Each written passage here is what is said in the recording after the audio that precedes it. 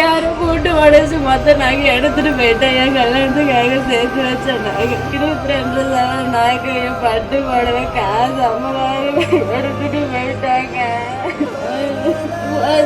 எங்க நகை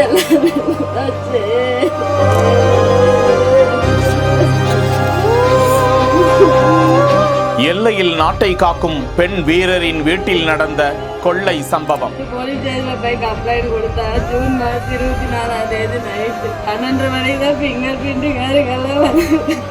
எல்லா விதத்திலையும் ட்ரை பண்ணி பார்த்துட்டு கதறி அழுது எப்படியாச்சும் கண்டுபிடிச்சு கொடுங்க, என்னுடைய திருமண செலவுக்காக வச்சிருந்த பூட்டை உடைத்து நடந்த கொள்ளை சம்பவத்தில் தீவிரமாக நடக்கும் விசாரணை. எங்க வீட்டுல யாரும் என்ன பண்ண முடியாம நிற்கிறாங்க. எல்லா விதத்திலையும் ட்ரை பண்ணி பார்த்துட்டு யாரும் எனக்கு ஹெல்ப் பண்ண மாதிரி. விவாகரத்து பெற்ற கணவர் திருடி சென்றாரா? அவர் மீது புகார் கொடுத்த சிஆர்பிஎஃப் பெண் வீரர். துரிதமாக நடக்கும் விசாரணை.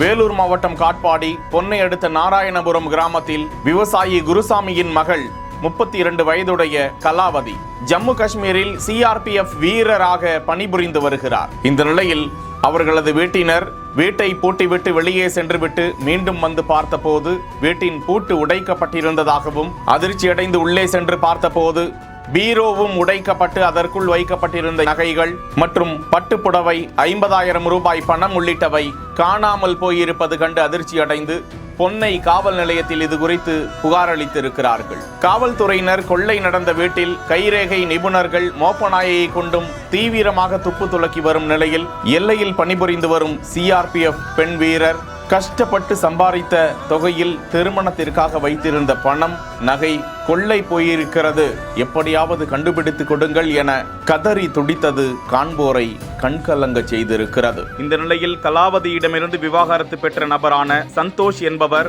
இந்த கொள்ளை சம்பவத்தில் ஈடுபட்டிருக்கலாம் என புகார் கொடுத்திருக்கிறார்கள். மற்றும் பல்வேறு கோணங்களில் விசாரணை தீவிரமாக நடந்து வருகிறது. குற்றவாளியை விரைந்து பிடிப்போம் என போலீசார் உறுதியளித்திருக்கிறார்கள். செய்திகளை வழங்குவோர் GT holidays, Jayachandran, MCR pure cotton club. இணைந்திருங்கள் பிஹைண்ட் வுட் செய்தியோடு.